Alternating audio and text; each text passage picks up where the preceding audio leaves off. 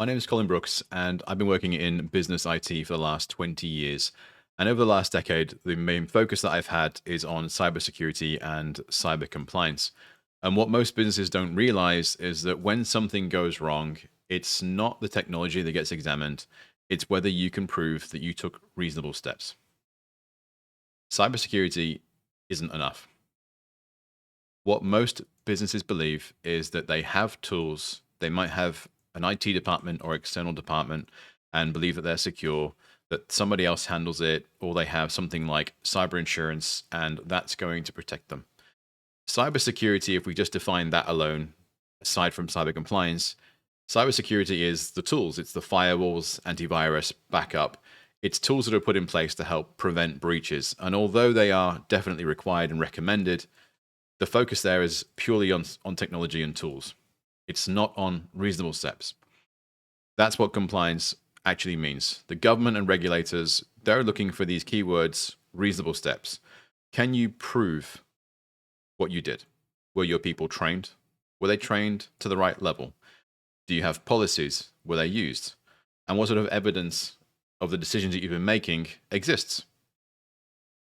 Now, when I work with most businesses, they have a very hard time proving any of these areas to be true. So, for example, with the policies, a lot of them don't have clear policies. In the Cleverer system, for example, we have a governance section with policies listed.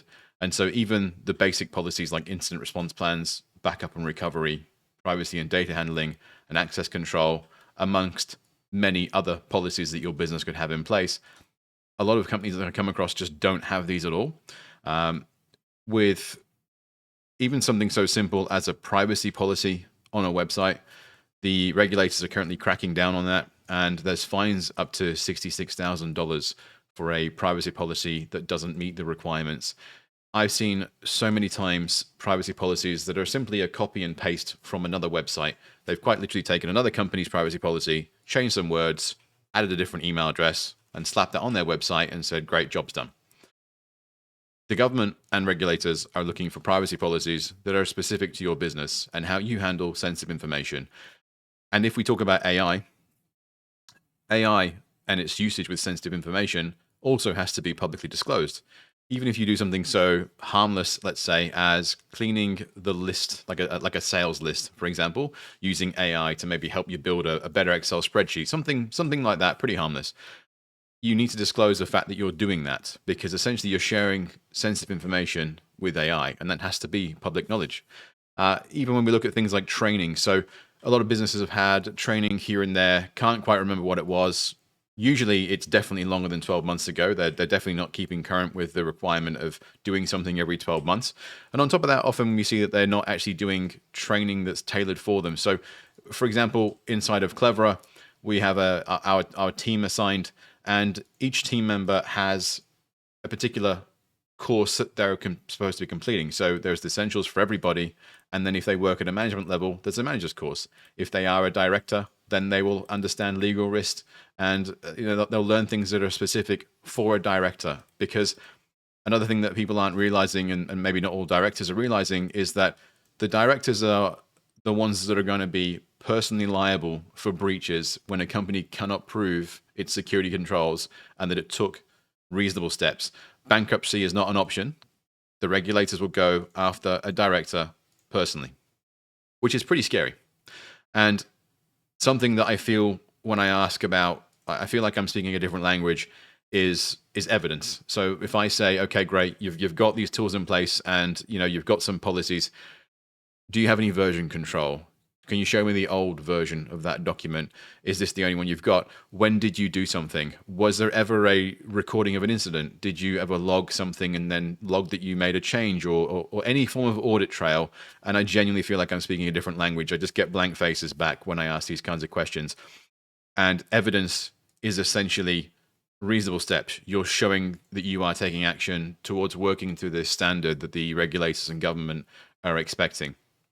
There was a court case recently. You can see this on the Australian Office of Australian Information Commissioner. Australian clinical labs here were ordered to pay $5.8 million because of a breach they were part of.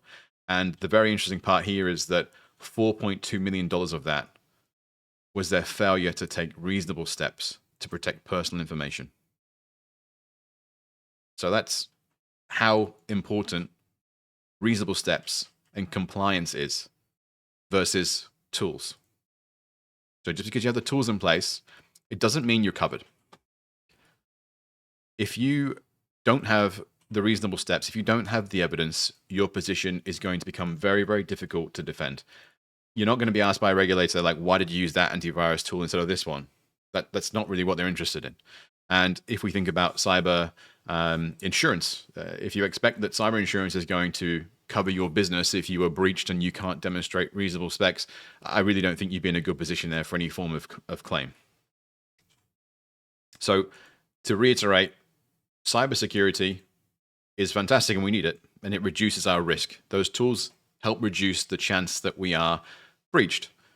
But it's cyber compliance that's going to determine how exposed you are, how legally defensible you are. If we look again at the Australian Clinical Labs case, 4.2 million of that 5.8 million was directly linked to reasonable steps.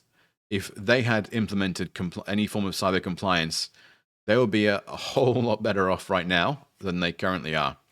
And it sort of brings up a bit of a story. I was having a conversation with somebody that runs a very large online training organization recently, and we were talking about cybersecurity and compliance.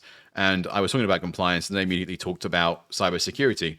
They were talking about the fact that they're currently under attack by bots, and the bots are essentially spending their advertising budgets. So they'll advertise on the internet, and bots will basically click on those adverts like as if they're real people, even though they're not, and obviously not convert, not make them any money, but cost them a fortune.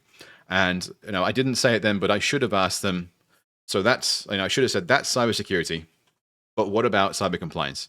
What are you doing that's proving you're taking reasonable steps? What evidence are you creating, given that you're fighting this bot attack and successfully by the sounds of it? But are you writing any of this down?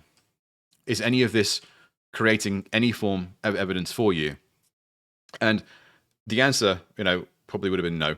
But if we think about cyber compliance, if they had taken cyber compliance on seriously, it would have meant they need to look at their business properly. They need to look at what governance frameworks are in place, what policies do we have in place? Because right now they might be suffering from an attack that is bot related, and maybe there are security tools that can help with that. But what happens when they change their attack method? If this business doesn't have other policies and procedures, staff training, proof of reasonable steps in place, and they are attacked in future, and they can't defend that attack, which then results in a breach, they're going to be asked questions around, can you prove that you've been taking reasonable steps? And sadly, like many businesses, the answer to that question is going to be no. They're not going to be able to prove they have taken reasonable steps to defend the personal information of the customers that they deal with. So if you don't think you can prove reasonable steps, or even if you're just interested and you don't want to admit to that, comment exposed, and I'll happily send you a link so that you can do your own little risk score. Takes you less than 2 minutes. It's a handful of questions, and it'll give you really quick insight as to where you currently stand with regards to cyber compliance.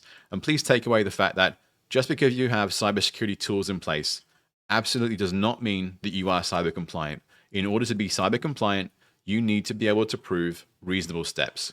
The regulators and government are going to need to see evidence. And if you can't prove that, as you've just seen with that clinical labs case, the majority of the fine is coming for that reason. It's not becoming because of the security tools that you used or didn't use, or the kinds of tools.